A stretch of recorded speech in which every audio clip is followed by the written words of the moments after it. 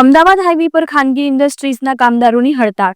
Mehsana Ahmedabad highway પર આવેલી એક ખાનગી ઇન્ડસ્ટ્રીઝમાં કામદારો દ્વારા યુનિયન બનાવવા મામલે કંપની દ્વારા 6 જેટલા કર્મચારીઓની અન્ય રાજ્યમાં બદલી કરવામાં આવી હતી, તો તેને લઈ કંપની અને કામદારો વચ્ચે વિવાદ ઊભો થયો હતો। તો તે બાદ કોન્ટ્રાક્ટર પર ફરજ બજાવતા કામદારો પખવાડિયા પૂર્વે વિવિધ માંગણીઓને લઈ હડતાળ પર ઉતરી ગયા હતા। મહેસાણાના જગુદણ દીતાસણ ગામ પાસે અમન ઇન્ડસ્ટ્રીઝમાં કામદારો હડતાળ પર ઉતર્યા। અન્ય કોન્ટ્રાક્ટમાં 11 મહિનાના કરાર પર રાખી કર્મચારીઓના હક પર તરાપ લગાવવામાં આવતા પડતર માંગણીને લઈ કામદારો 18મી ઓગસ્ટથી કંપની સામે હડતાળ પર ઉતર્યા છે। છેલ્લા ઘણા દિવસથી ઇન્ડસ્ટ્રીઝ માલિક અને કામદારો વચ્ચે વિવાદ ચાલી રહ્યો હતો। ફેક્ટરી સામે ધરણા કરી રહેલા કામદારોને પોલીસે હટાવવા પ્રયાસ કરતા મામલો બીચક્યો। પોલીસની ટીમે સ્થળ પર જઈ કામદારોને હટાવ્યા। વિરોધ પ્રદર્શન કરી રહેલા કામદારોનો વિડીયો બનાવતા કામદારની પોલીસ દ્વારા અટકાયત કરવામાં આવી હોવાના પણ આક્ષેપ કરાયા હતા।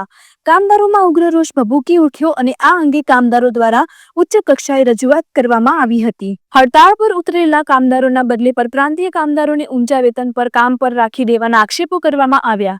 Bureau chief NG live news Chetan Patel Mehsana.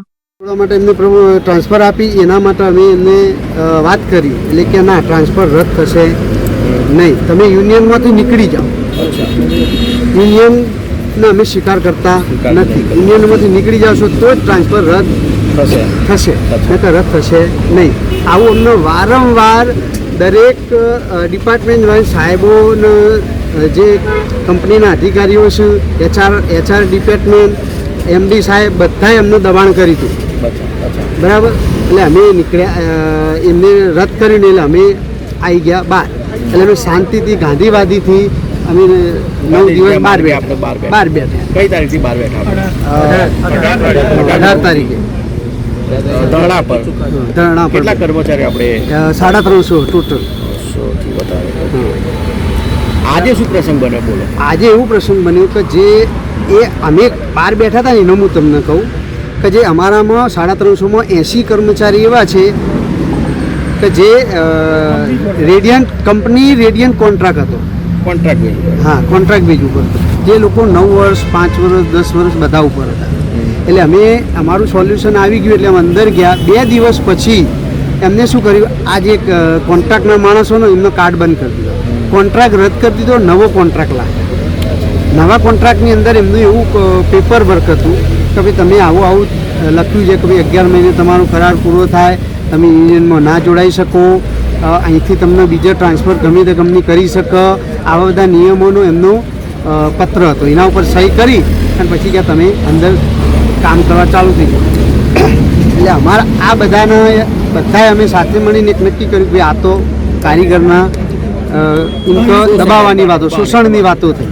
એટલે બધાએ અમે સાથે એમડીને વાત કરી, એ એમડી કે ના આ સુધારો થશે નહીં, બરાબર।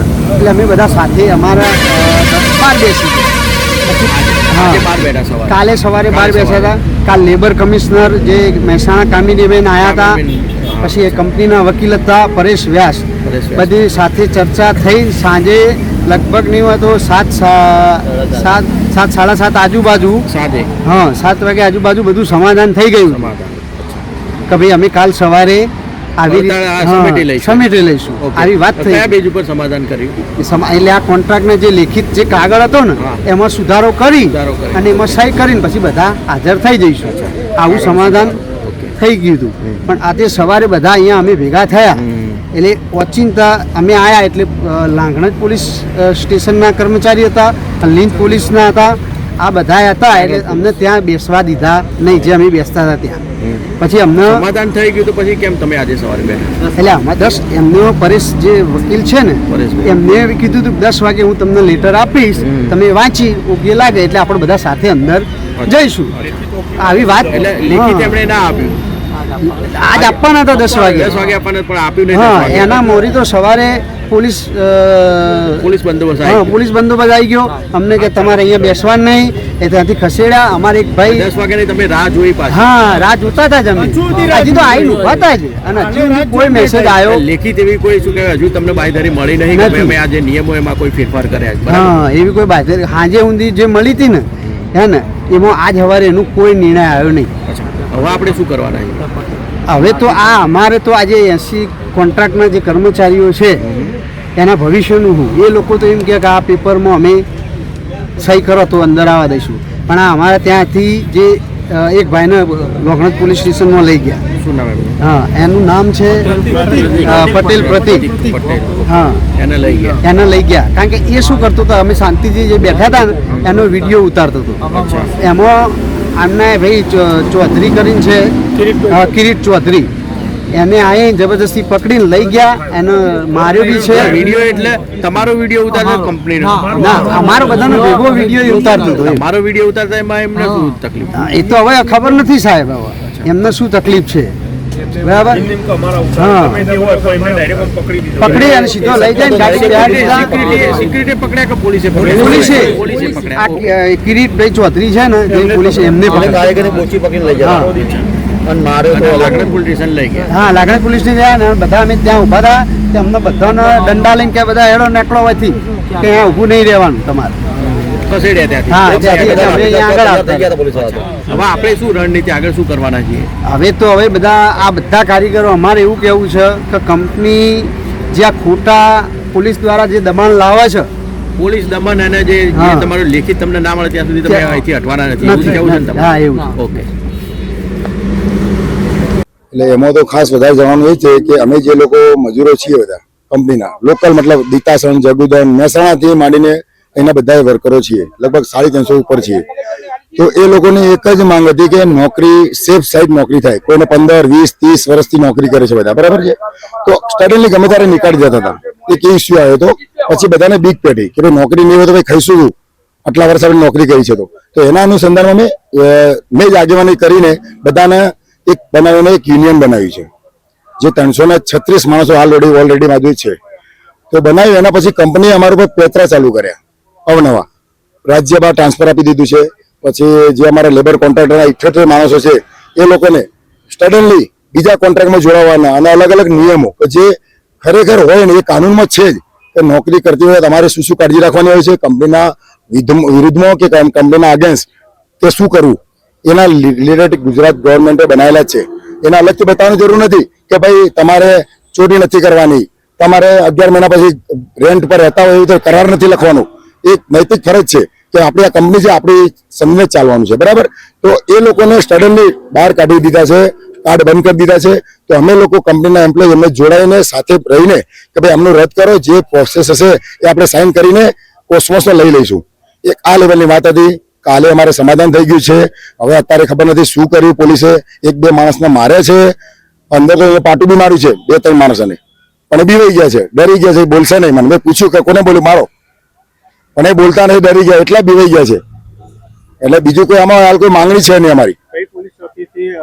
લોકનાથ પોલીસ ચોકી ચૌધરીભાઈ કરીને છે કે કેવી ચૌધરી કરીને છે, એમને જે માર્યું છે, હવે એ બી માર્યું છે ને તો બી માર્યું છે, મોઢા પર ઉજી ગયું છે. અત્યારે છોડે એટલે અમે દવાખાને લઈ જવાના છે એમને. પછી જે કાર્યવાહી થશે એ કાયદેસર અમે કરીશું. અત્યારે સ્થિતિમાં એવો નિર્ણય આવ્યો છે જેને જણાયા તમને, જે રેન્ટ ઉપર રહેવાના 11 મહિનાના ગમે ત્યારે યુનિયન નહીં બનાવી શકો તમે, તમારા વિરુદ્ધ આવી એક્શન લઈશું, ટ્રાન્સફર કરી દઈશું. એ મુદ્દા અમે ચેન્જ કરાવ્યા કાલે લેબર કમિશનર કામિનીબેન બેંકરના સામે, અને પરેશ વ્યાસ વકીલ છે જે કંપની હાયર કરેલા છે એમના સામે આ મુદ્દા મૂક્યા, એમને ચેન્જ કરી લાયા. 1-2 પોઈન્ટ થોડા હતા, કંપનીના અંદર ટ્રાન્સફર થઈ શકશે, એક એ પોઈન્ટ હતો. ઇન કરવાનું હતું, ખાલી ઇન નતું કરેલું. એટલું બાકી હતું કે કાલે હું કરાવીને પછી આ બધાને આપણે અંદર બોલાવીશું, પછી એ લોકોની જે કાર્ડની પંચિંગની પ્રોસેસ હોય જે કરીશું. લીડર તરીકે હું સાથે રહેવાનો હતો.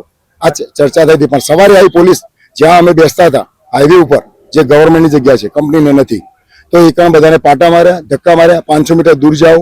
અમે આજે 25 દિવસથી બેઠા છીએ, તો કોઈ કંપનીનું નુકસાન નથી કર્યું, નથી ગવર્મેન્ટનું કર્યું, શાંતિથી બેઠા છીએ. 25 દિવસથી કંપનીનું કામગીરી ચાલુ હતી કે બંધ છે?